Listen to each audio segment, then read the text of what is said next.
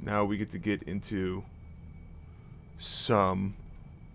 I was going to say we get to get back into the crevice, but that's just... Now I've said it, and I'm going to move on without making any comments.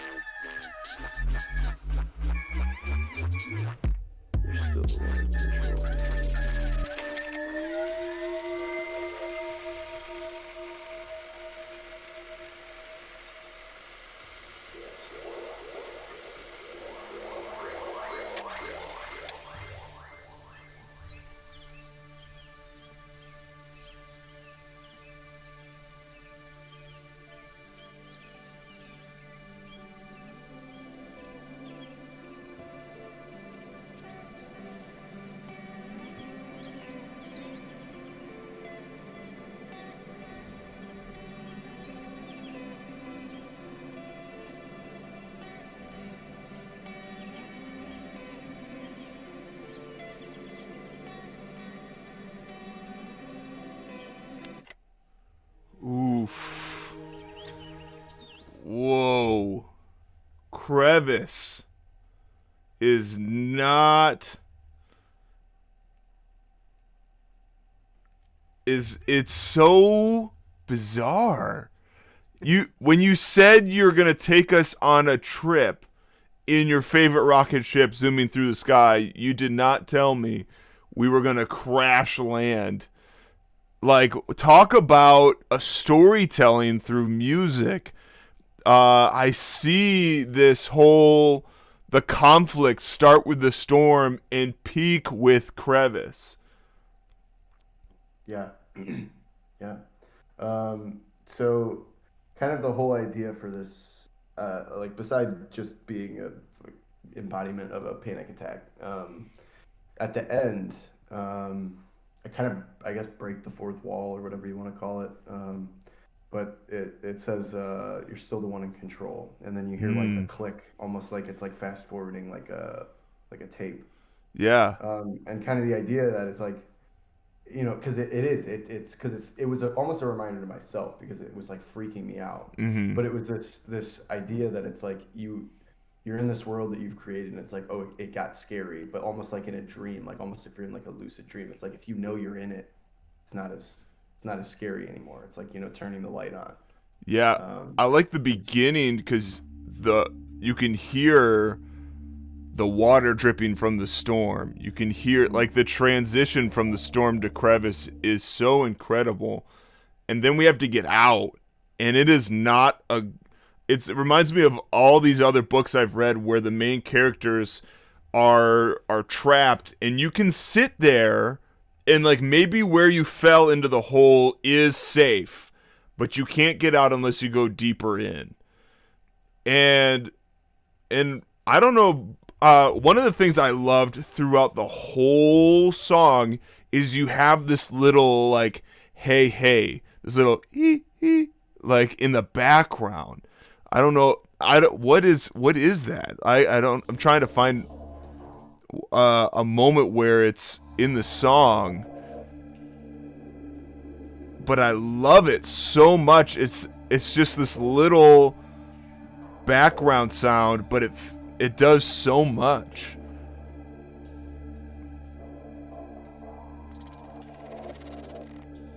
Where is it? Right there, right there. That or whatever that. Oh yeah, yeah. So that's yeah, yeah. Wait. Yeah, I love it. It's so dope. It's like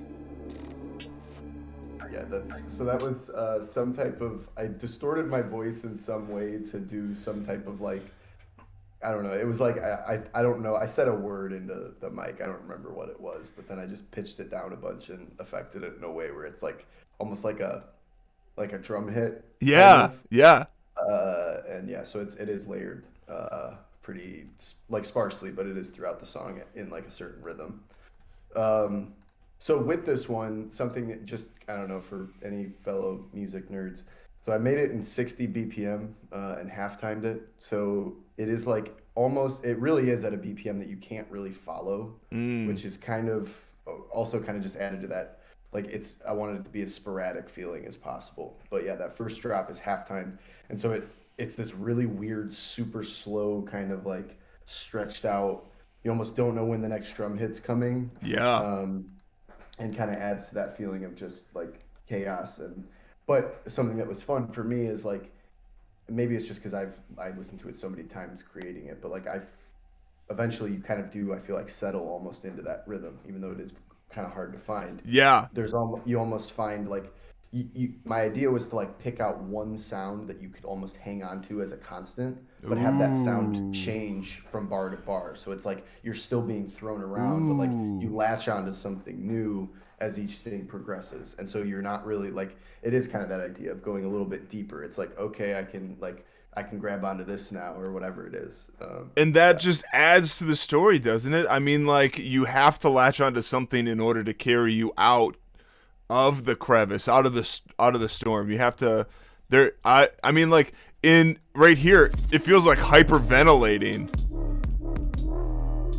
Like this portion is just like you gasping for breath, and I hated that part so much. yeah Oh, me too stretch.